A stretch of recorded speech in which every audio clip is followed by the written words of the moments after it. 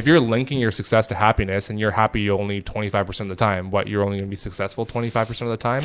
So I got this question on YouTube, and the question was, what determines success? ? Happiness, self-acceptance. Those were the, insinuations that the guy made, but he wasn't sure. I don't know if this is a troll or not or whatever, but nonetheless, it's a good question, and I feel like I have an answer for it, specifically as a man, but go ahead. I think, and you and I have talked about this before, I think my answer would differ very slightly from yours. Just essentially that my focus is on building, let's say, for example, like I don't have, after now working in like with you for the last 4 years, I'm having a diminishing desire to be the business owner myself and create this massive multi-billion-dollar company. I want to be a part of it. Yeah. But I see that ultimate stress and responsibility of how it actually does affect other areas of your life. But I'm like, that trade-off to get to that level is not worth it for me. Yeah. I have a very poor quality of life.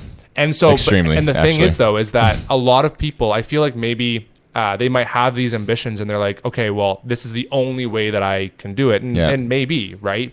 And maybe it's trying that out for you to because I think another thing too is that what your like peak success is will differ from person to person. Yeah. I honestly believe that, right? Because you will have people that, let's say, for example, that you have made plenty of money in your life, that you're covered for everything that you need, and you're looking to accomplish maybe different things in your life. I do agree, for example, in terms of that how, and you'll probably get into this, relating to success to you becoming essentially the best like person, man that you can be in all aspects of your life. I fundamentally agree with that. I think that once you stop growing in your life really fucking sucks, and I think that's a foundation for like depression, anxiety, and like all these sorts of things. That's why you see so many, even my dad when he worked at GM, a lot of people when they retired, they died a few years after they retired, and they were, arguably fine before they retired. Yeah.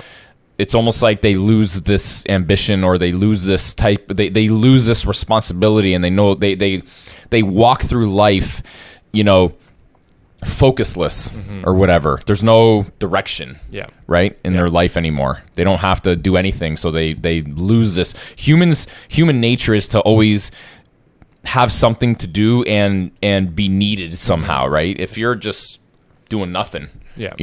And I think that there's a lot of people that maybe watch some of the videos and your videos, and they interpret it like that you're defining success as purely and only the dollar number in your bank account, which I know is not true. Right? There's a lot of, that's maybe one factor, but there's a lot of other things to it. And that I personally value. Right. And you've mentioned before that one of the things that comes from having money is the freedom of like, okay, yeah, you're working fucking as hard as you possibly can now, but you don't have to. You could stop working right now and have enough money for the rest of your entire life and live just fine, right? It's the factor of that. Then you love this, like, maybe not like if you have a love-hate relationship with it, but the actual like fucking daily grind of everything and building these companies and like employing people and creating value and creating something from nothing and like going from a fucking concept to actual like a viable business that people are buying and interacting with and really enjoying.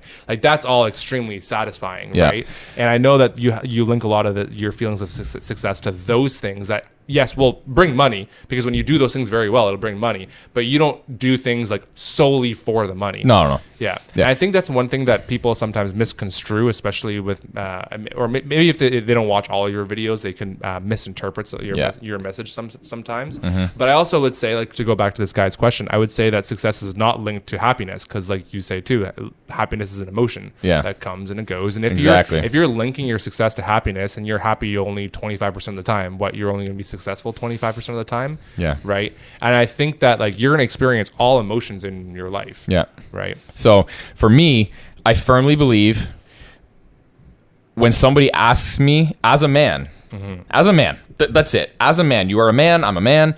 As a man, the way to gauge your level of success is your ability to provide and protect. That is it. That is our fundamental. That is as fundamental as it gets for men. How good of a provider and a protector are you? And there's a very big sliding scale. You don't have to be a billionaire. You don't have to do this. You don't have to own your own business. You don't have to do anything. You don't have to do any of that stuff.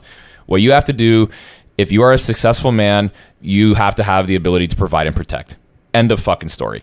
Now, to take that a little bit further, I am a firm believer that living your life, like what you said, living your life to your fullest potential and inspiring others around you to do the same could also, I feel, correlate that into how successful are you? Are you living those two narratives to their fullest potential? But I feel like in order to be a successful man, you have to be, how good of a provider and a protector are you? And then that also, I feel, plays into whether or not you're effective at living your own life to its fullest potential and inspiring others around you to do the same. Because I feel if you are living your life to its fullest potential and you are a man, then you're going to do the first two very well. Right. So I feel like they all tie in together, but they are different. Right. That's how I essentially... Yeah. And to touch on your his comment about happiness, there's no such thing as being happy. It doesn't. You could be. I know people will say, well, yes, this is I'm happy, but you're not. It's an emotion, like you said, you experience sometimes, and sometimes you'll be sad, and sometimes you'll be upset, sometimes you'll be angry, sometimes you'll be depressed. You can't simply be happy, so I would never gauge my level of success in my life based off of emotions. That is not a way to gauge success, in my opinion. Yeah. It's just not. I think another opinion that I have that I'd love to get your kind of input on is that I think a lot of this, call it industry, especially on social media, is almost defining success as some... place that we're all striving to get to, and most people don't have it, and because you aren't successful, then you are lacking, you should be depressed, you're essentially, your life just sucks. And that, then I think there's essentially people then focus a lot on just like what they don't have. Yeah. I think that also the thing that I relate to this kind of like concept is when you describe the feeling of when you with your Lamborghinis now, of that you almost enjoyed, in terms of the actual experience, striving to get those cars over the course of a fucking lifetime. Yeah. Then now having them and being able to drive them, like the actual emotion and feeling that you had, you almost enjoyed the process to get there rather than just getting there itself. Yeah. The destination is never as good as the journey. Yeah. And I think growing up, I always had the mindset I'm not successful. I will be. I'm going to be. I have to do this, and this, and this. But then I'm also thinking to myself, essentially, I'll be happy when this. I'll be happy when this, and I'll be happy when this. And I think that that sort of mindset, I think, is very negative for a lot of people, regardless of your age. Not necessarily just young men and women, but really of any age. And I think that success is more linked to the actual daily habits and how you live your life than some milestone of what to get to, right? If you're talking about that you are working out every single day, you are eating healthy, you're protecting and you're providing, which you don't need to be making fucking $1 million a year to be protecting and providing. No. You don't need to be you can be getting better every single day. You can be a good person. You can create more value in the world than what you're taking from the world. You can be providing more value to the business that you work for, right? As if you're an employee, than what you're taking from there's so many different ways to take those two things about being a successful man, for example, and how many things those two things affect in your life. There's so many things. Those are very vague, but there's so many things. Yeah. There's so many things. And so I felt a huge shift in my life when I essentially, I was still negative net worth, and still there's still a lot of things that I felt I had to essentially call it quote unquote achieve. But in my mind, I started, rather than focusing on just I'm not successful and whatever, I was just okay, I am a successful man. Essentially, because I'm a successful man, what are the things that a successful man does? And I started doing the things that I attributed a successful man doing, and lo and behold, I started seeing a lot of improvement in all the categories that people then say, for example, like attribute to being a successful man. And I think that's so key, is that a lot of people think this is some milestone to get to, and that they're never going to have it, or they're never going to be fulfilled in life. They're never going to be happy until they achieve it. It's like, okay, well, what if in theory you were to focus on like just today? What are the things that you would need to do essentially today to call today a success, and for you to be a successful man today? And you do those things every single fucking day of your entire life, like you're going to be a successful human. It's not, are you making $50,000, $100,000, $500,000, $1 million a year? It's not, is your house 200,000 square feet or 5,000 square feet? It's not like, it's not any of those things. It's like those things will come, right? But you focus on these like daily things that will have then a direct impact of what you can get later on. Yeah. So at the end of the day, the reason why I say provide and protect is because that's what, as basic as it gets, that's what a man is here for. It's to provide and protect. And when you start breaking that down a little bit more, there's a lot of things that women attribute as attractive when a man is capable of providing and protecting.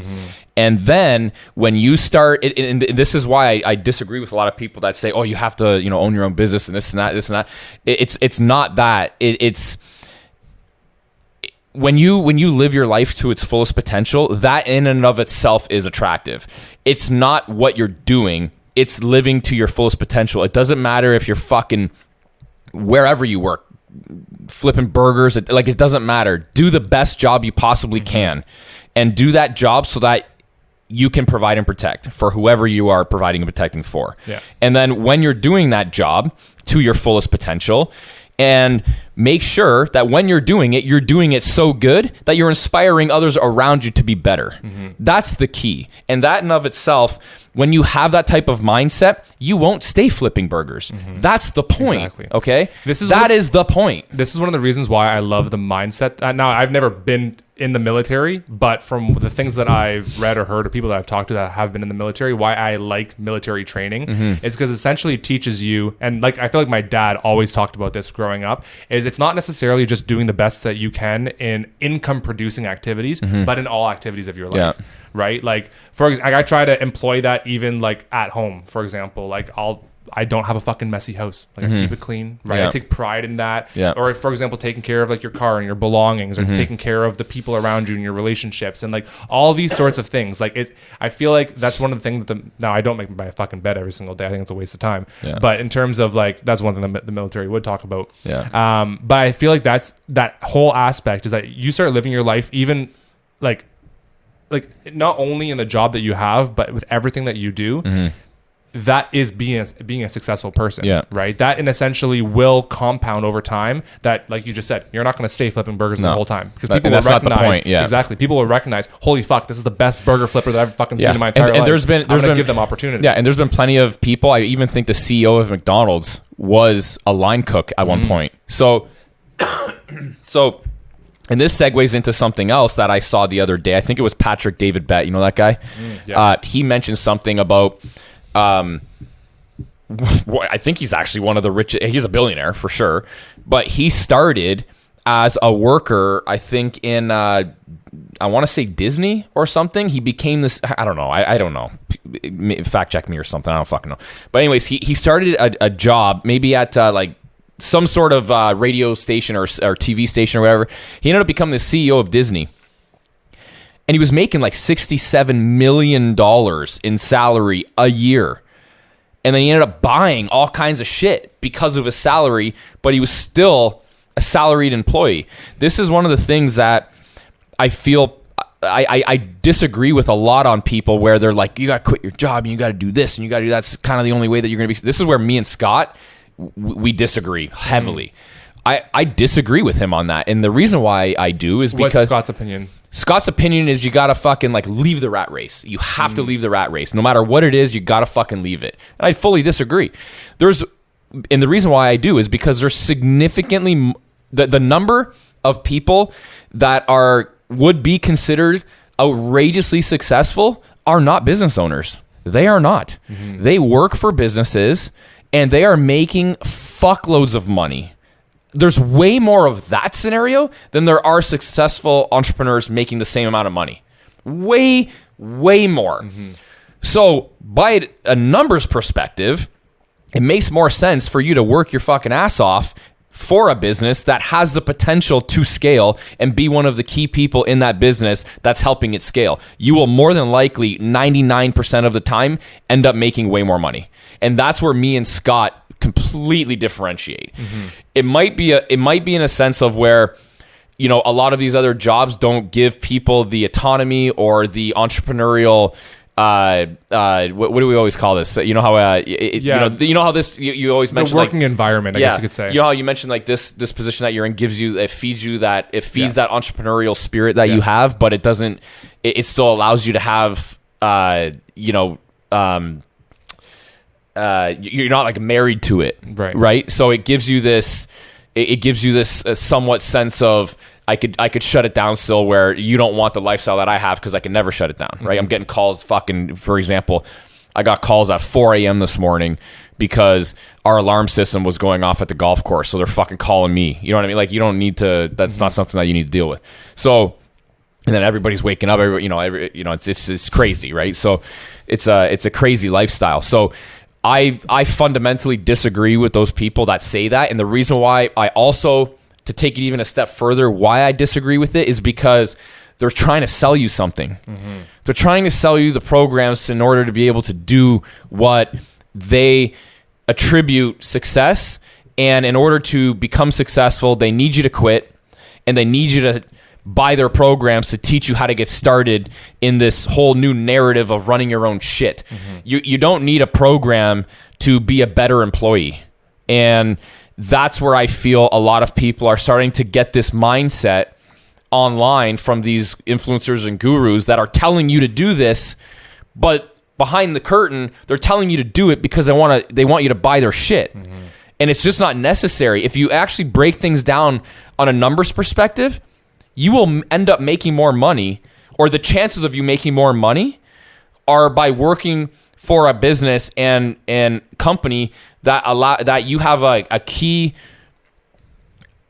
hand in at scaling. Yeah. That also, I guess, I'll even go a step further, can also feed that entrepreneurial spirit and offers you autonomy. And there's tons of those out there. And then I'll take that even one step further. It's what you do with the money that you make. Yes. That's where I was. The most fucking important thing at the end of the day. And that's where I was going with this. I'll give this example. So I've had this a couple dealings. I never did a deal, but I've had a couple potential dealings with this one particular guy. He's still a customs guard, customs officer, whatever. The guy is worth tens of millions of dollars. But what he did, he's been working at customs for over 30 years. Mm-hmm. He still doesn't retire. You know why he told me he didn't retire? Because he's like, I want the benefits.